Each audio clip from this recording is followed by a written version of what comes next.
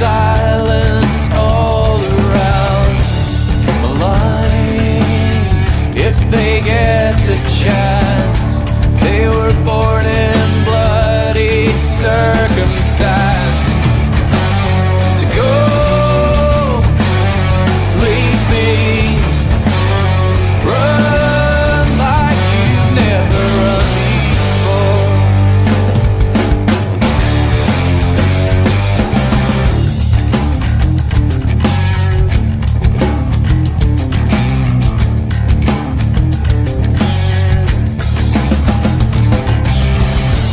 A voice from the underground, given room to breathe, not but be drowned.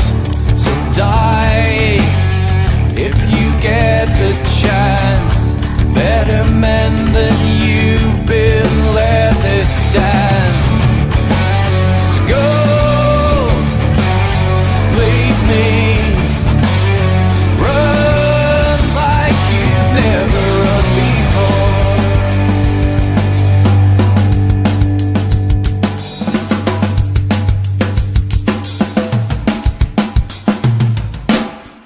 I have seen the worst, and there is nothing left for me to hate, so I can lay me down, my brothers, on the ground. I bled today until Coyote comes to raise me up and carries me away.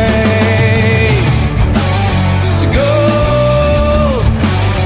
leave me, run like you never did. No, believe me, run like you've never run before.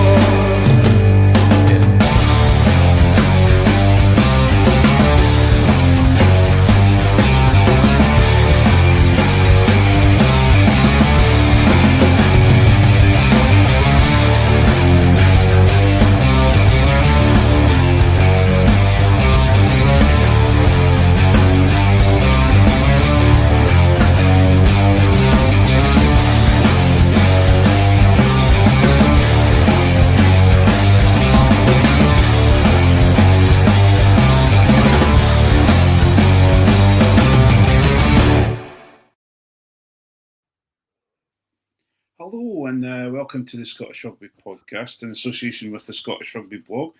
How are you all doing? I'm Craig Manson, and we have a really interesting pod tonight. We're going to try our best not to engage a smug style face for most of the evening. Can we be clear? You might. Aye. We will wait and see. We will see. Joining me on the pod tonight. Oh, geez, I'm just going to forget about this already. Someone who thinks we need to leave Andrew Mountbatten Windsor totally alone. He's a pillar of the monarchy, and how dare we ever question his judgment ever. Jonny McGinty, great to see you tonight. I was so sure that was going to be Allan. Me and you have beef now, Manson. And an old school doctor, Jonny McGinty, he's joining us today, and also an old school doctor that thinks flu can be cured with ginger root and a shot of whiskey. COVID can be cured with garlic paste, a South American mushroom, and a shot of whiskey. Well, actually, all things can be cured with a shot of whiskey. Alan McDonald, how are you doing tonight? I'm very well, Craig. I don't know what you mean about the whiskey. That's just surely that's just the remnants of your iron brew that you just tipped out your can. That's it. Absolutely, that's what it is. When you say ginger root, do you just mean a night with Rob Harley?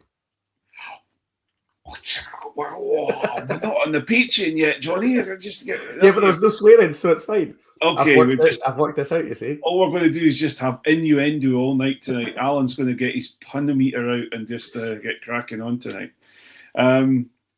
Well, an interesting week we've had, gentlemen. How are you all doing today? have you had some fun this week? I know that you have, Johnny, because you've been busy not only upsetting the children of South Fife, but also upsetting some of the Welsh, I think, as well. But Alan, how's your week been? Yeah, well, I went in. Obviously, I was working on Saturday. We got home for the second half. My wife greeted me with Negroni as I walked in the door, which I was very happy about. I should say this isn't a typical thing, but I had a wonderful second half because I was 2 Negronis deep by the end of the game, and sent the dogs mental by punching my legs when Matt Fagerson charged things down. So yeah, wonderful time, and then winding up English colleagues. I've got a Welsh colleague that still thinks Wales have a chance. So that's been quite good fun, and we really better not lose because I've got a house here and everything. I can't afford to move, but I'm going to have to if we do. Johnny, how's your week been?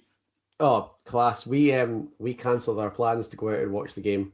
We went out to watch the Italy game at How Beer Project, which, if you're in the area, is excellent, by the way. They've put a class set up on for the game, so we went there for the Italy game. And despite the fact that we primed our eldest from about 50 minutes in that it was going to be a tough last half hour, he was really upset at the end of the game. So we decided we're not going to put him through that again. When the teams came out on Thursday, we took one look at the Scotland team, cancelled our plans to go out, decided to just watch it in the house so that we didn't get a really upset child on our hands again, and then cursed that decision by about 15 minutes in on Saturday afternoon. So our youngest, who takes ear defenders with her when she goes to Murrayfield, was wearing the ear defenders in the living room watching the game on Saturday because me and the eldest were making so much noise. So it was very good fun. We enjoyed it a lot. Yeah, it's the same with us. I had been whisked away by the current Mrs. Manson to a cheeky wee boat hole up in the Highlands. Highlands, it was the lowlands of the Highlands near Aberfeldy, and it was a beautiful, beautiful little annex of a house, and underfloor heating, which is a revelation. My feet are warm. What's all that about? I enjoyed watching it on the smallest TV I've ever seen in my entire life, but I could hardly see because I didn't have my glasses. Well, my glasses, I was too far away from the TV for my glasses to work, but also when I took my glasses off, it was still fuzzy. But I tell you what, those beers and the bottle of champagne I took with us went down incredibly well. An interesting weekend. We'll move on quickly to the news. Because I'm sure we've got plenty to say about certain things that we're going to talk about further down the line. But first of all, we talked about it a little bit last week, but I wanted to give her plenty due on the podcast. Jade Conkle has announced her retirement from rugby just at the end of last week. Jade, who played at Highland, she played a bit for Highland, did she not, Alan? I think was she not Craig Denane woman? Because Highland didn't have a women's team. That's what it was. Because Craig Denane, because Mama Conkle, we've met her a few times because we played against Craig Denane, and she was a Craig Denane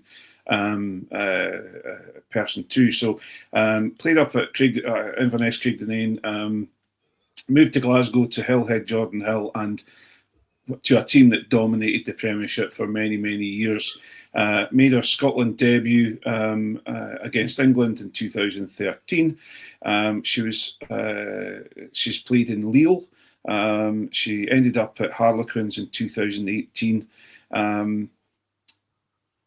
Was Scotland's first ever professional women player. That was she became that in 2016, which really we have to stand up and say, look, she was a real ceiling breaker, glass ceiling breaker for Scottish rugby. A really nice person as well, to be perfectly honest. And then all of this while becoming a firefighter in London and having a proper job. Jade Conkle, Alan, seeing as you're a Highland boy, you're an Inverness boy too. She's some player. Oh, she is. I should correct you and say Jade's from the Black Isle, and I think she might be cross if we refer to as a product of Inverness. The Black Isle is very much its own thing. Okay. But she is very much from the local area. Capped in 4 or 5 positions for Scotland, both props, lock, and number 8, I think. I think you're right. You know, I mean, that in itself says something about her, and that, you know, her willingness just to play for the jersey and not be precious with what position she's playing, and just being out and doing her best for Scotland being the big thing. So yeah, just absolutely incredible, and always she was always there for the Highland girls team. Like, my daughter's got selfies with her when they went down to international games and things. She very much made herself available and was aware of her position as a role model, and just utterly fantastic.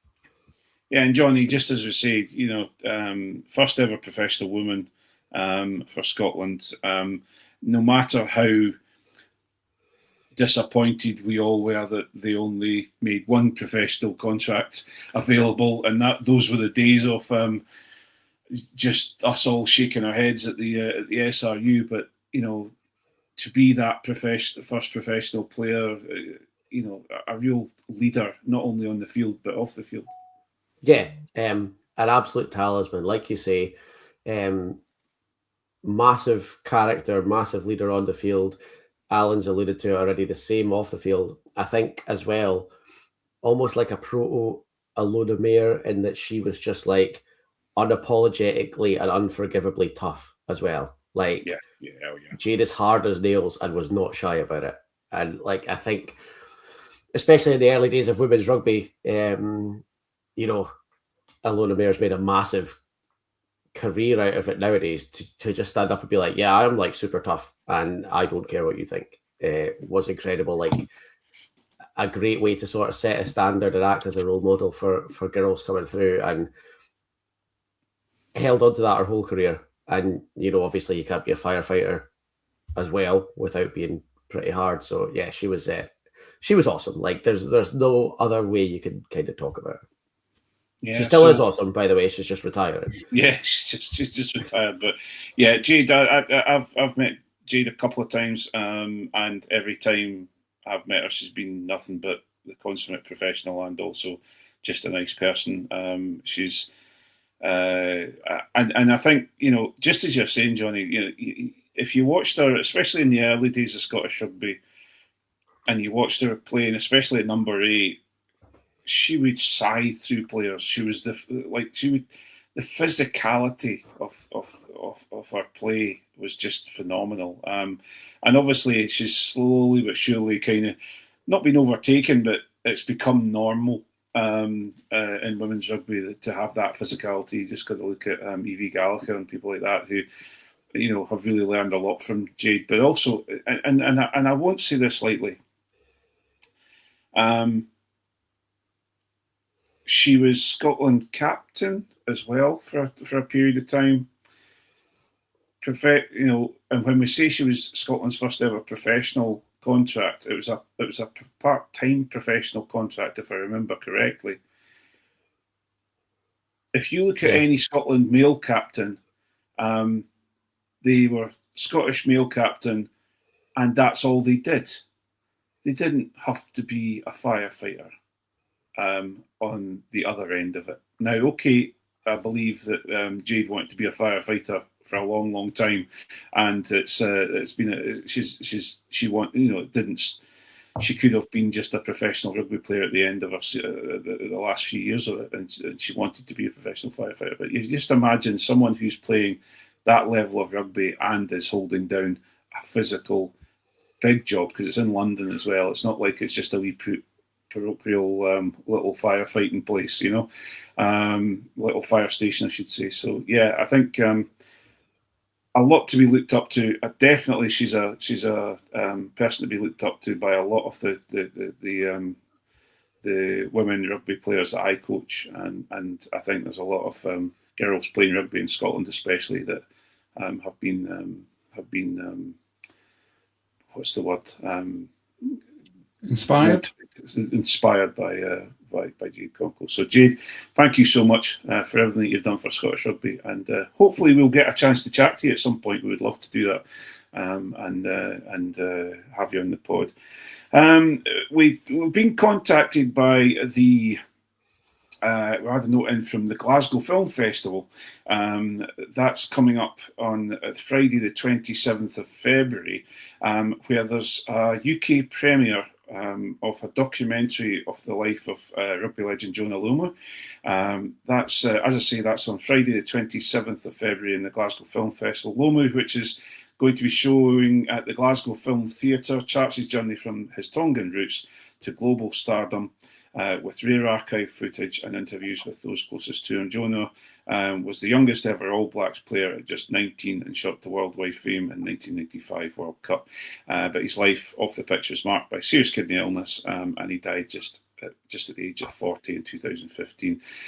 This film is one of 68 UK premieres at this year's film festival in Glasgow, which runs from the 25th of February to the 8th of March. If you want any information or want to look at all the different films that are available, go to glasgowfilm.org and you can check it out. But yeah, great to have a premiere of a rugby documentary stroke movie in Glasgow. That should be something to. If I was over there, I would go. If it wasn't an hour and a half's journey and a whole night away, I'd like to go and see that. But I'm sure we'll catch up with it somewhere. I will go and play anybody who wants to play me at Jonah Lomu Rugby for the PlayStation. I'll tell you that right now. That was a formative experience in my early adulthood. The release of Jonah Lomu Rugby. That was the first and only, and I don't care what anyone says, really good rugby computer game. It was when you perfected the kick-off so you could kick it and it would bounce and go out in the corner, and then you could challenge for the line out. That was, yeah. We see. I never played Jonah Lomu Rugby. I was a Colin McRae rally guy, so that was the one that took up all my time. But anyway, that's our news bit kind of over at the moment, because we're going to come back to it in the Patreon part. But regarding Patreon, we'll say hello and welcome to the Scottish Rugby Podcast, brought to you by Scottish Rugby Blog. Our podcast is part of the Sports Social Network, and please don't forget to give us a follow or a like on your favourite podcast app. If you're watching on YouTube, please hit the subscribe button, and don't forget to give us a follow on social media. You can find all the links to our site, on our site, I should say, at www.scottishrugbyblog.co.uk, where you must go and have a wee read, because the lesser spotted Rory Baldwin has put hand to keyboard regarding the Calcutta Cup, and it's a really nice piece. I think he said he dictated it. He hasn't tried. Did he dictate it? He didn't type it out. Did he dictate it? Okay. Mouth to microphone. Mouth to pre-recorded microphone. He's not even as brave as us. He put it to pre-recorded microphone. Is that why he was asking for my dictaphone, and I totally and utterly got mixed up by it? I don't know what he didn't like. He didn't like the picture I sent him. I don't know why. Just use his finger like everyone else. If you're listening on Apple and like what we do, please leave us a review on Apple Podcasts. If you'd like more content and want to support what we do, you can subscribe to our Patreon from just £3 a month. And that gives you access to a super secret Facebook group. And the second part of tonight's podcast, as well as Patreon exclusives, but the second half of the podcast tonight obviously has the legendary Hands in the Ruck section, but we get a little bit looser with the conversation as well. And also, we're going to discuss the team news for Scotland v Wales. But right at this moment in time, Scotland 31, England 20. England were pretty much blown off the park for most of the game. Tries from Jamie Ritchie, 2 from Hugh Jones, and 1 from Ben White. Hugh Jones, the highest try scorer in Calcutta Cup history. Isn't that just amazing? And I will accept apologies for anyone who wants to tell me that I've been right all along about Hugh Jones at any time. Hang on, I'm not going to say anything about Hugh Jones. What I'm going to say is he has been developed underneath Gregor Townsend. Does that not say a lot about Gregor Townsend?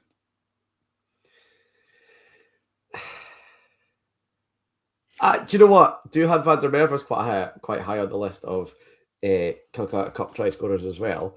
And I don't think it's ever been in doubt that Gregor Townsend is capable of putting together a team that beats England.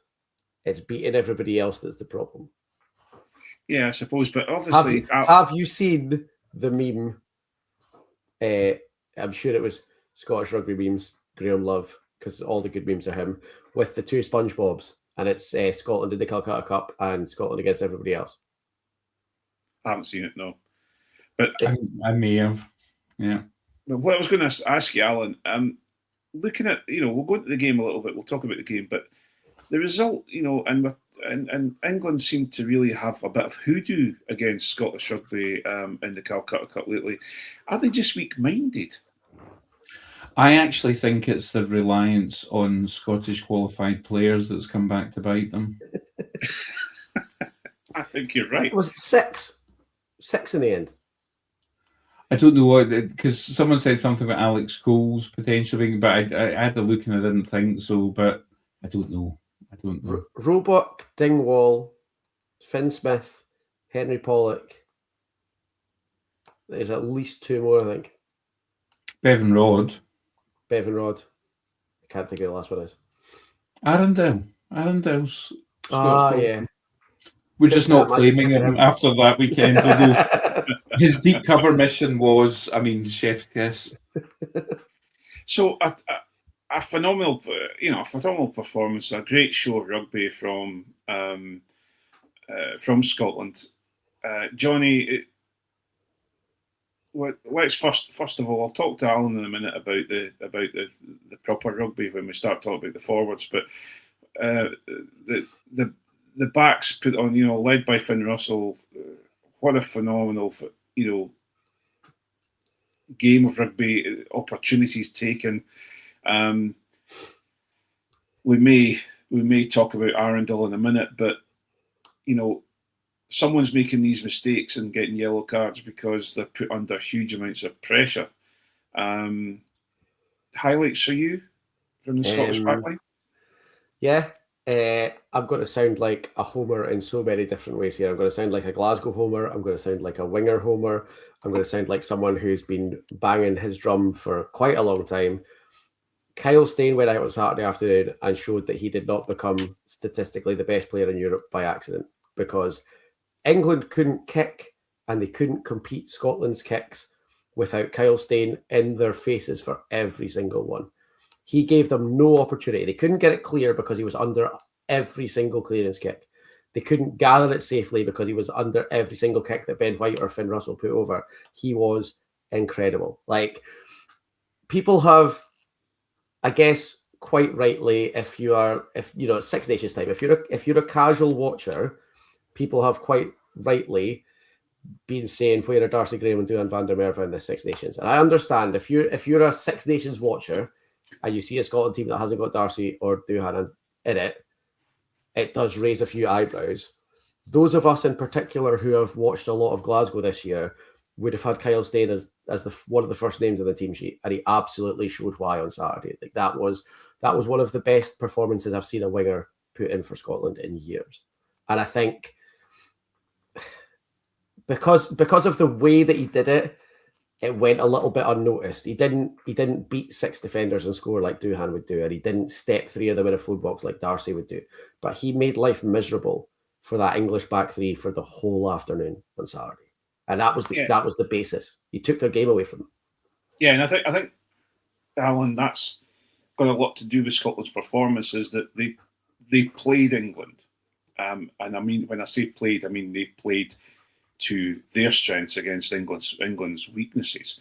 England look, in my opinion, and I'm sure you can correct me if I'm wrong or give me your opinion on it, but England look like a fuel tanker in the sea that needs 6 miles to stop, or they seem to not be able to change on the hoof. They seem to be very, very much almost to the point where they're coached almost like a Joe Smith team. That's you at the kickoff you do this, then you do this, then you do that, then you do the other, and if it doesn't work, they're all standing around scratching their head.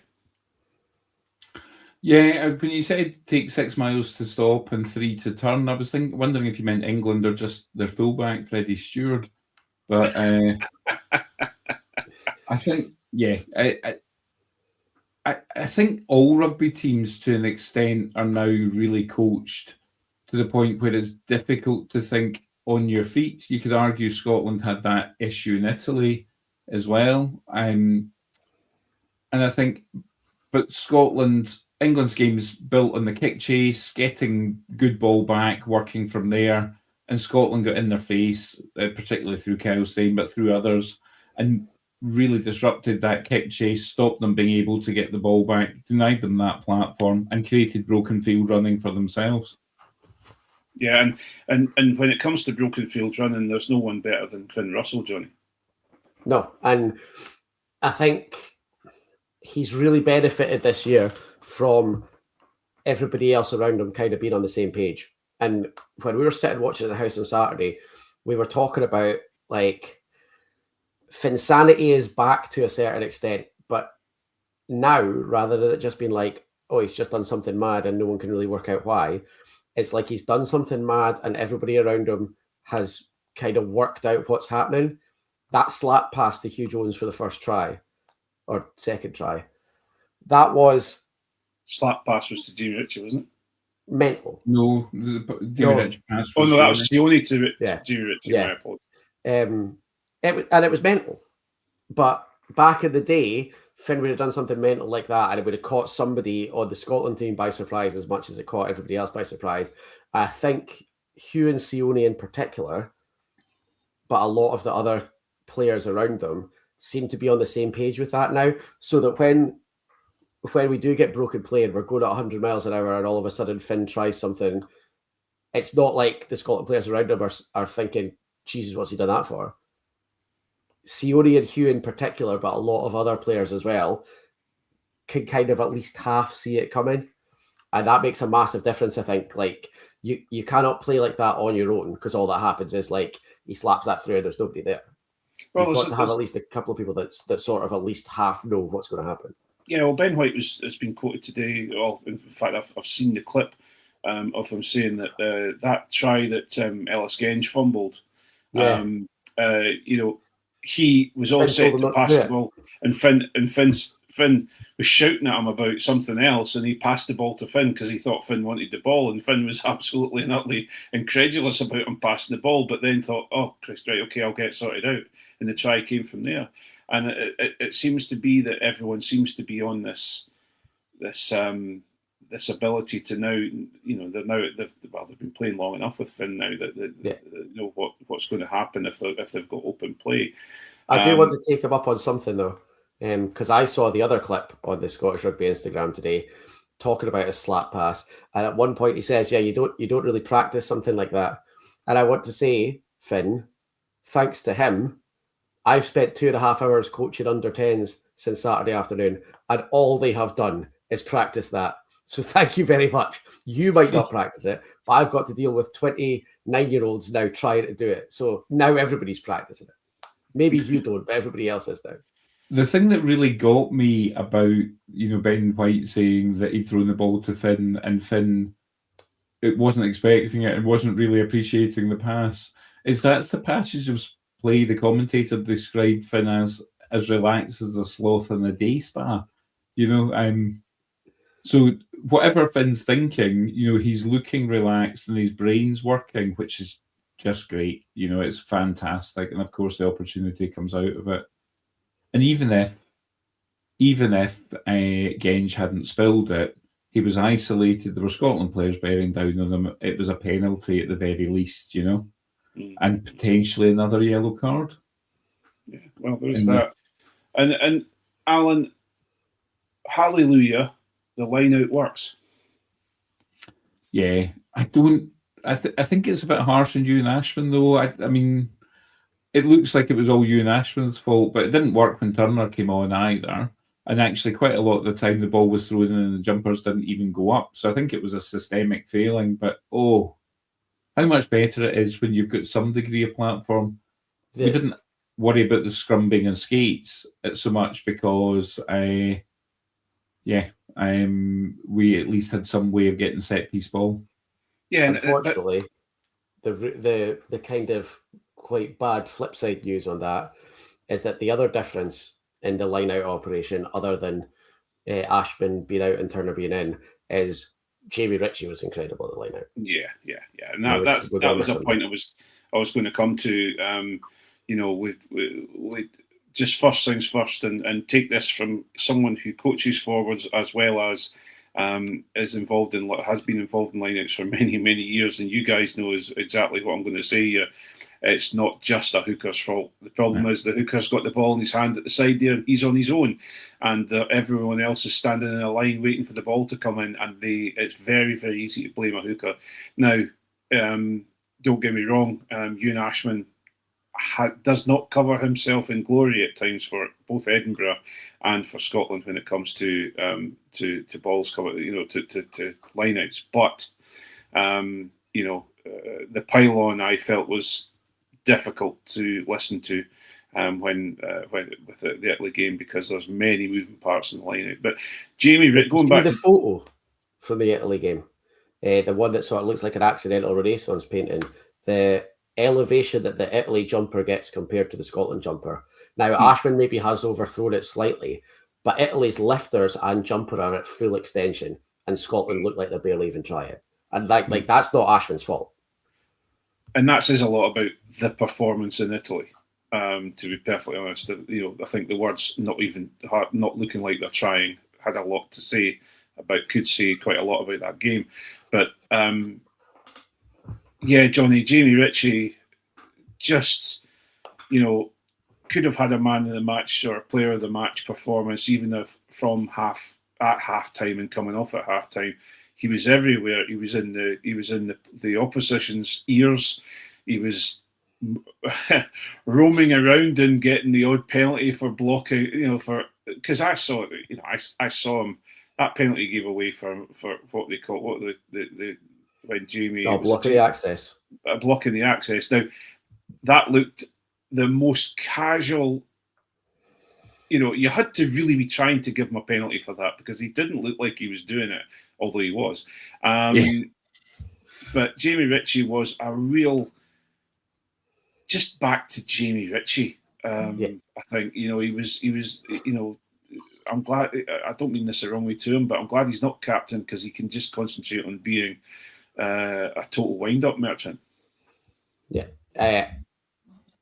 As much as it's still a fairly solid-looking back row on Saturday afternoon, our BQ, trademark Alan McDonald, has gone down significantly for the rest of the tournament. Like, we could not have lost two more abrasive players than Jamie Ritchie and Jack Dempsey in the back row. And it's probably not going to make a massive difference on Saturday, but with Ireland and France still to come, you want the nastiest back rows you can get, and we have lost two that we cannot replace in terms of just like hard-nosed, abrasive, nasty players in Jamie and Dempo. Like that's going to be a big loss. Yeah, absolutely. I don't think we've lost the line out jumping, fortunately, because of course the person that's replaced Jamie, will come to it, was one of our primary second row jumpers on Saturday, and actually has a fair amount of BQ himself. But yeah, it's a net loss from the team. It really is, and another net loss from the team.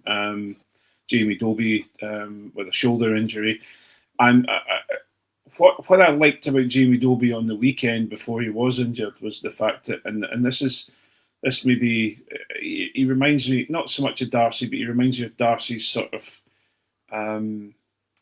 way of going about his business. He just gets on with it, and he's there, he's around.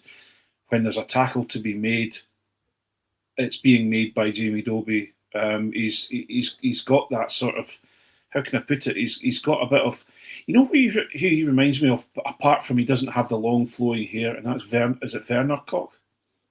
Yes. You know, he's got that sort of aggression. He's a winger, but he's still got that aggression, and he wants to do everything he possibly can. I thought his performances lately have been very, very good. I think he was a bit quiet in the Italy game, but I think everyone else was. But Jonny, he's going to be missed, but we'll talk about who's replacing him in the Patreon part. But you know, Jamie Dobie is going to be missed. Yes, yeah, he's had a great season, and the versatility that he brings in, like we spoke about, the Still Blue in the face, and the difference that he can make to the attack is something that you cannot really. And we are replacing him, and we will speak about it with one or two of probably the most talented wingers that Scotland have ever had. And I don't think you would talk about Jamie Dobie in the conversation of Scotland's most talented ever wingers. But like you say, he's busy, he's aggressive, and also he's multi-talented. If you want to get Finn going forward in a really quick attack, having Jamie Dobie on the field makes all the difference, because you have essentially got, well, not essentially, you've actually got two scrum halves on the field. Jamie Dobie's an excellent scrum half. Scrum half is his position of choice. It's where he has usually played. And having somebody who can do that makes your attack just that much quicker. And that's not something we can replace. We can replace a lot of what he does, and we can arguably replace it with more talent at certain aspects of playing on the wing. But neither Darcy or Duhan has that ability to double at scrum half that Jamie does. Yeah, and Allan, a quietly confident game from Tom Jordan. You know, obviously there were a few other players on the field who were getting the plaudits and being superstars, but Tom Jordan at 15 seemed to have a better game this game. I think in some ways, and again, it feels like a backhanded compliment, but it's absolutely not intended as such. One of the best things you can say about Jordan's performance at 15 is that you didn't notice it. You tend to notice what goes wrong, particularly if someone's playing in the third choice position, as he is. But he absolutely just did everything that was expected of him. I thought it was excellent. The problem I have is I still, and you know, I'm going to put on my Edinburgh tinted glasses here. I still don't understand why Tom Jordan was on the field instead of Blair Kinghorn, because for me, I want an all-out 15 on the field at every game. So So something's going on, and I don't know what it is, but something's going on. To see Blair Kinghorn going home to play for Toulouse, you know, I really am against that, and I'm going to stand on that hill, whether I'm going to die on it or not. But it's I really don't understand why we're bringing someone in who plays better at different positions. And I'm not saying he didn't have a good game on the weekend, but I just don't understand why we're putting someone like him into 15 when we've got Blair King on there, who is world class at 15 nowadays. But just some good news later on, Craig. There is that. But last minute to go, and then we're going to move on to Patreon. But we'll finish off with a slight negative. Our scrummage seems to have lost a little bit of an edge. Xander Fagerson doesn't seem to have come back to his old grizzled self at the moment. However, Allan, it seemed that Elliot Miller-Mills has risen to the challenge. Yeah, I owe Elliot Miller-Mills an apology, because when we were speaking last week, I talked about the benches all being full of players who could change the energy of the game, and said that Elliot Miller-Mills couldn't, but he was just there because he was the best understudy to Xander, and I was very pleased to eat my words on that. I think I thought he was great when he came on. Craig, what do you think the problem with Xander is? Why was Genge getting? What was he doing? Have you had a chance to have a think about it? I had a look at it, and I think there's two things. Xander's come up against one of the best loose head scrummagers in the world. At the moment, Ellis Genge is world class. but he was painting an incredibly good picture. Now, I don't know if I think Xander works. You see, because for example, if you watch Xander a couple of times, he was extending his legs out quite far. It was almost like he was going back. Remember when we went through a stage where I think Xander and also Simon Bergen, etc., were getting pinged regularly for Glasgow and for Scotland because they were overextending themselves in the scrum, and they were and I was saying, why are they doing this? Are they coaching this at Glasgow? And I was finding it really difficult to understand what was going on. It's almost like he's clipped back into a muscle memory but for me, I think that's because he had. I'm not entirely sure he had the sort of strength behind him in second row that he's used to. I don't know. I just saw that his legs are overextending, so he's overextending. So the minute Ellis Genge puts any sort of twist, any sort of movement through his shoulders into him, if he's overextended, he's going on the ground. And if the referee sees that, then he's overextended, penalty. Right? Okay, scrum goes down again. Well, it's obviously him again, so he's going to get a penalty again. And I think that's where the difficulty came in. I might be completely wrong, and there might be, younger, more knowledgeable scrummagers out there who have watched that and are thinking, because I remember being talking with someone who I respected a huge amount when it comes to scrummaging, saying that it was the loose head that was causing the problem, even though the loose head wasn't going to ground first on your own team, but because he was weaker, that the tight head prop was struggling and the pressure was bringing them down. So there's so many different ways you can look at it. But for me, the most obvious was the overextending of the legs and just going up against someone who's world class. And unfortunately, he had a bad day. So what? I'm relatively confident to say though that Xander will not have a game that bad again for a long time. No. Like, one thing about Xander is, if he has a really bad game, he'll correct it. Like, he's an incredibly smart prop. He knows a lot about propping, almost as much as Craig. And when he has a bad day like that, he won't have another one again for a long time.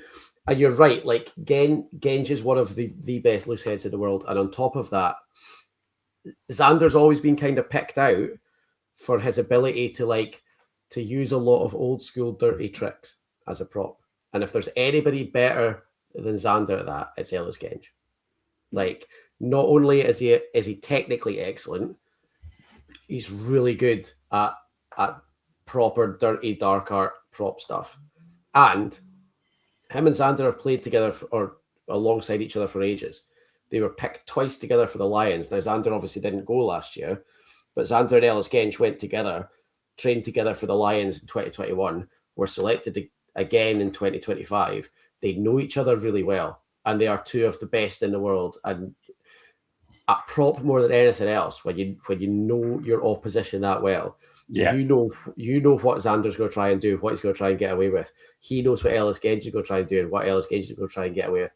And Genge just got away with it a bit better on Saturday than Xander did. I don't think that we'll see a performance like that from Xander again for quite a while. Yeah, if you watch Ellis Genge play for Bristol, and you watch a lot of the Premiership games, he is continually at it when it comes to scrummaging. He is not just using power to win a scrum or win his part of the scrum. What he is using everything from chatting at people all the way through to different movements, etc., in the scrummage itself. And I have to say, you don't see that so much. Pardon me. You don't get to see that so much from a tight head, because tight heads tend to be a bit more bound in and a bit more, so you don't really see a lot of it. Although you do see a bit of chat back, because if you're if you look up on YouTube, I think it's Xander, it's Ellis Genge and the Gloucester young prop, he's about 20, 21. and there was a game that they played, Bristol v Gloucester, and it was just gold, because there was just sections every time they came to scrummage. This young prop was getting one over on Ellis Genge, and Ellis Genge was getting more and more frustrated, and eventually I think the young prop eventually waved him bye-bye as he went off, and was replaced by someone else. So you've got to, if you're a proper nose like I am when it comes to scrummaging, it's a really interesting battle. But unfortunately, the only thing that England won on the weekend was the loose head and tight head game in the scrum, and that was about it. So anyway, enough of that. Goes to show though just how depowered the scrum has become, because Scotland were second best in the scrum, but undisputably on top throughout the game, which I think is quite interesting.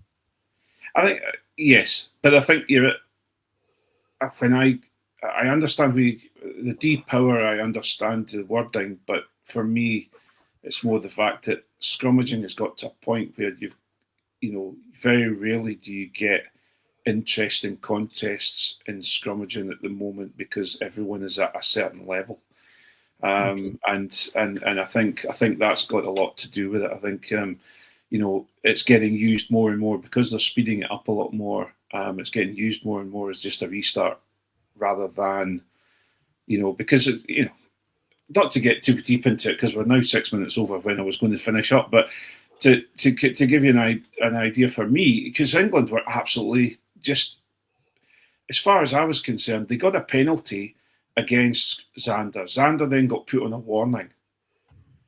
The first thing I would have done if I was captain was say, scrum again. Yeah. And get him sent off. They should have scrummed again, because they would still have had that penalty and we'd have a player down. I'm very grateful they didn't, because that would have made the game a lot more tricky. Yeah. But that's the thing, and because of my background and your background as well, Alan, we always look to, like, let's punish that other, put the foot in the throat, punish them for their mistakes.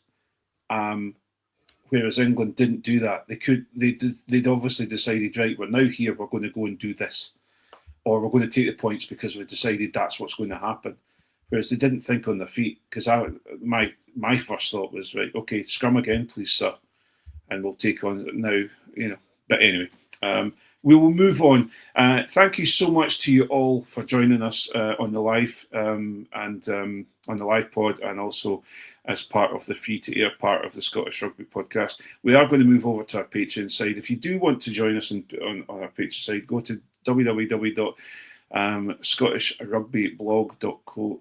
I've forgotten the .co.uk, and you'll find out information of how to become a patron of our pod, support what we do, and also hear the next part of the podcast, where we get a little bit looser when we talk about things, and we are going to talk about Gregor Townsend's reaction to the win on the weekend and who he's putting in place for the injured players. So thanks again to both the fine gentlemen that have joined me tonight, Alan McDonald and Jonny McGinty, and thanks to you all for joining us tonight, and have a great weekend and a Scotland win. Bye all.